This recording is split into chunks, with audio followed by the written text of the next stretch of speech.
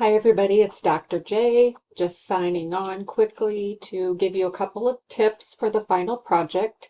First and foremost, the final project is due the end of week 13.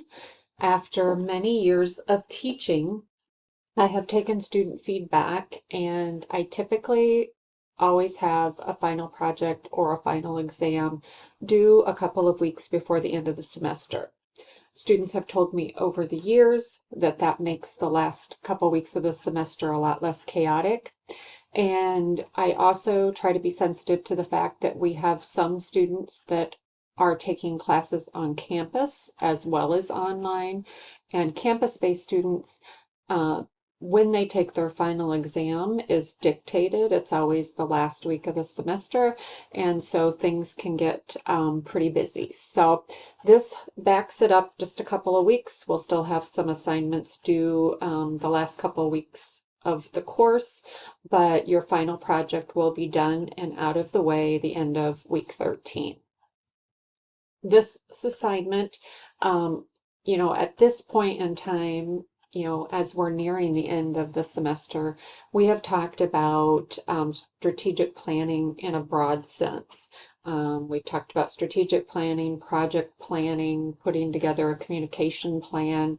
As a leader in healthcare, you will continually be in positions where you have to plan a project or whatever that may be. So this last assignment is really asking you to look at a formal strategic plan. And you've hopefully, this is an upper level class in the health management degree. It's 4,500.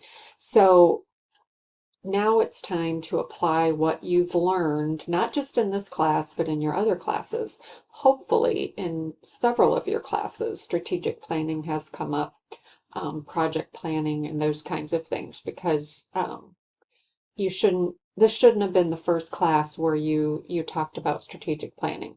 But now it's time to apply what you've learned. So there is no final exam, there's just a final project. And if you follow the instructions, you're going to do great. You're being asked to create a fake healthcare organization.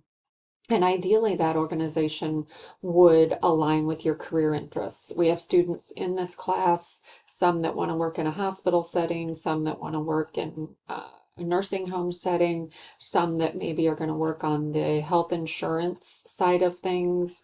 There's many sectors within healthcare. So create an organization that aligns with your career interests. And then go through this. This just literally walks you through kind of the key components or key steps to putting together a strategic plan. I have given guidelines also for page requirements, and then towards the end of this assignment, I'm asking you to reflect on workforce challenges and funding constraints, because regardless of what sector of healthcare you're in, those are two pervasive problems that we face in healthcare and that you will more than likely be needing to address as a leader in healthcare. And then you'll wrap things up with a one-page summary of just why is the importance of strategic planning so valuable to health care organizations. And, keep in mind how rapidly things change in healthcare.